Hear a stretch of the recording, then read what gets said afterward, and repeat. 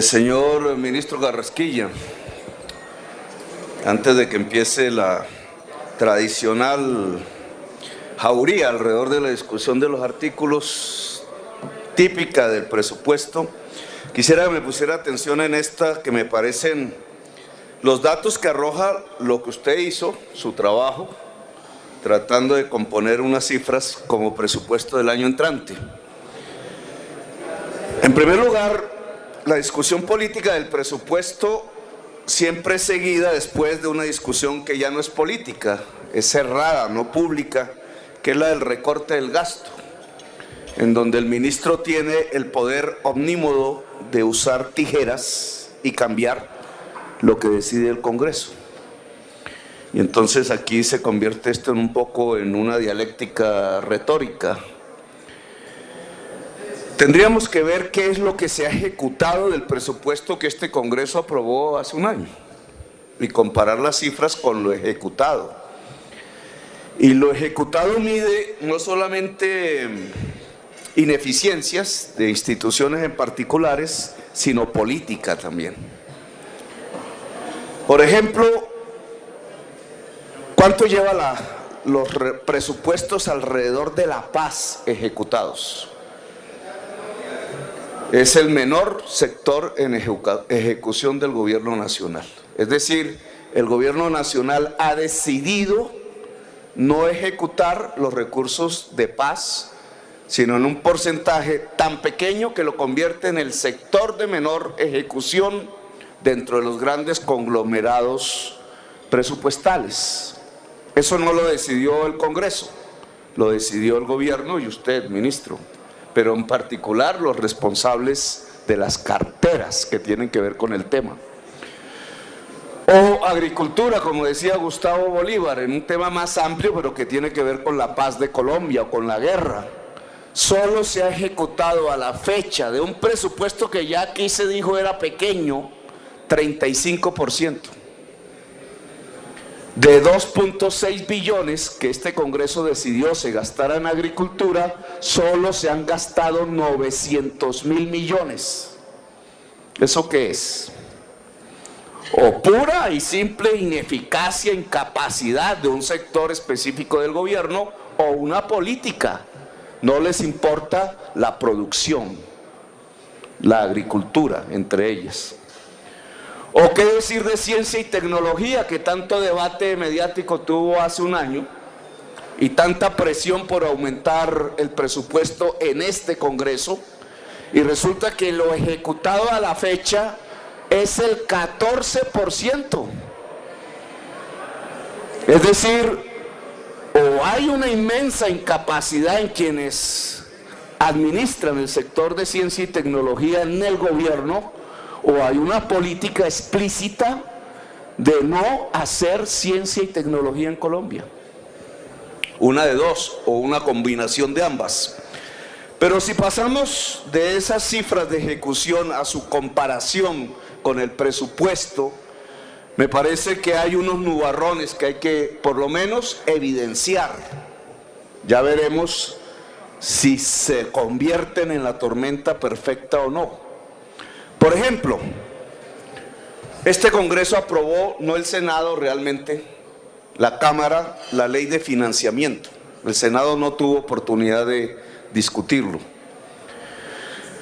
Aquí deberíamos estar examinando si la ley de financiamiento sirvió o no sirvió, tanto en lo ejecutado este año, presupuesto ejecutado, como en lo proyectado para el año entrante. Aquí aparecen mis dudas. Usted establece un crecimiento económico de Colombia el más alto de todas las estadísticas que ofrecen expertos de diferente tipo. Usted habla de un 4% de crecimiento económico y en general se le atribuye a Colombia un crecimiento del 3% como posibilidad el año entrante.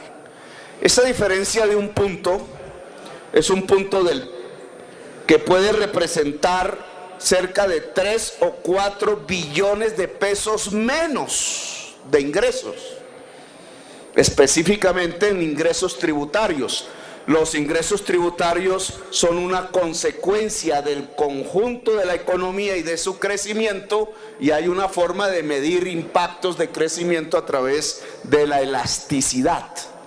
Si uno pone una elasticidad de 2 y la economía no crece 4% sino 3%, significa que este presupuesto está sobrevalorado en ingresos en 3 billones de pesos. Pero si uno hace y mira la cifra que usted establece de devaluación, coloca 3.100 pesos el cambio por dólar el año entrante y estamos en 3.500, y los expertos dicen que podría ser mayor a lo que usted establece, pues la cifra de devaluación tiene un impacto en la partida de gasto del presupuesto nacional, que es el pago de la deuda. Si la devaluación es mayor, el pago de la deuda en Colombia el año entrante será mayor en pesos colombianos, y por tanto tenemos una subvaloración de la deuda, subvaloración de ingresos y subvaloración del pago de la deuda, que da aquel hueco que llaman ustedes déficit fiscal. Yo me atrevo a decir, señor presidente, que el déficit fiscal debería llamarse el gran hueco de la corrupción en Colombia. Algún día explicaré por qué, pero ahí donde va la caja negra de la corrupción, el déficit fiscal el año entrante va a ser mayor de lo que aquí piensa aprobar el Congreso de Colombia. Las estadísticas están manipuladas para generar un clima de tranquilidad que no hay. Y ese clima de tranquilidad no existe cuando además entramos a analizar cómo es que piensa sobre un déficit fiscal proyectado muy inferior al que realmente se puede provocar en Colombia el año entrante. ¿Cómo se piensa financiar? Se financia es vendiendo activos, Ecopetrol e ISA. Y entonces la pregunta que debería hacerse el Congreso de Colombia, señor presidente del Senado, es: ¿y entonces la ley de financiamiento para qué sirvió? La ley de financiamiento no sirvió, es un fracaso. Tal como lo aprobó el Congreso y el gobierno, no sirve para mejorar las finanzas públicas de Colombia. ¿Por qué no sirve? El gobierno nos lo dice entre comillas en sus cifras. No sirve porque el crecimiento de ingresos no es lo esperado a través del cambio de las tasas impositivas. Y no lo es básicamente porque, a pesar de que aumenta y de manera importante los impuestos indirectos, es decir, aquellos que se basan en el impuesto IVA al consumo de los colombianos, no crece el impuesto de renta, que es aquel que grava grandes contribuyentes en Colombia y personas naturales adineradas. La cifra es, según el gobierno, que pasaríamos de una cifra de 68 billones de pesos de recaudo en renta a 70, es decir, nada. Pero lo que decía en el proyecto de ley de financiación es que incluso íbamos a caer 9 billones. Es decir, que los grandes contribuyentes de Colombia y las grandes fortunas de Colombia iban a dejar de pagar para el año entrante 9 billones de pesos de lo que ya pagaban. Si eso fuese cierto, si el Carrasquilla de la ley de financiamiento es el que dice la verdad y no el del presupuesto del año entrante, eso significaría que el hueco fiscal de Colombia sería aún mayor del que se puede establecer en estas cifras. Es decir, que estamos a portas de caer en un país riesgoso desde el punto de vista de las calificadoras internacionales de riesgos. Estamos a un punto de serlo. Ahora, y permítame, presidente, posibilidades, porque si se quisiera un titular en una prensa independiente, que no tenemos, esta discusión debería decir: Colombia está en el filo de la navaja. Puede el año entrante desencadenar en una crisis o superarla desde el punto de vista fiscal, que simplemente es el reflejo de la estructura económica del país. ¿Qué proponen ustedes? Hasta donde yo sé, y se lee en la prensa, una reforma pensional. Un minuto, senador.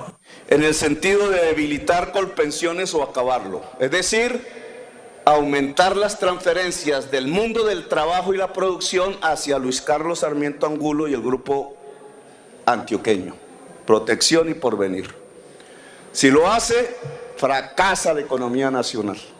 Porque yo lo que propondría es una reforma pensional, pero en el sentido de guardar la producción y guardar el equilibrio de las finanzas públicas, que significa, al contrario, lograr que cotizaciones que van a los fondos privados de pensiones hoy empiecen a ir a Colpensiones y entonces se empiece a disminuir la transferencia del presupuesto nacional a Colpensiones, liberando el déficit fiscal. Si el ministro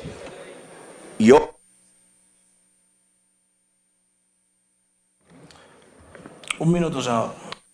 Si el ministro decide que la reforma pensional es para beneficiar a Luis Carlos Sarmiento Angulo, lleva al país a la quiebra. Si el ministro y el gobierno decide que la reforma tributaria que hay que hacer es para rebajarle los impuestos a las grandes fortunas de Colombia y trae un paquetazo como en Ecuador, lleva al país a la quiebra. Así que quede claro que estos datos de este presupuesto lo que nos muestra es que estamos en el filo de la navaja. Y dependiendo de qué tipo de política pública tomemos, o vamos a la quiebra o vamos hacia un nuevo ciclo de crecimiento económico. Gracias, muy amables.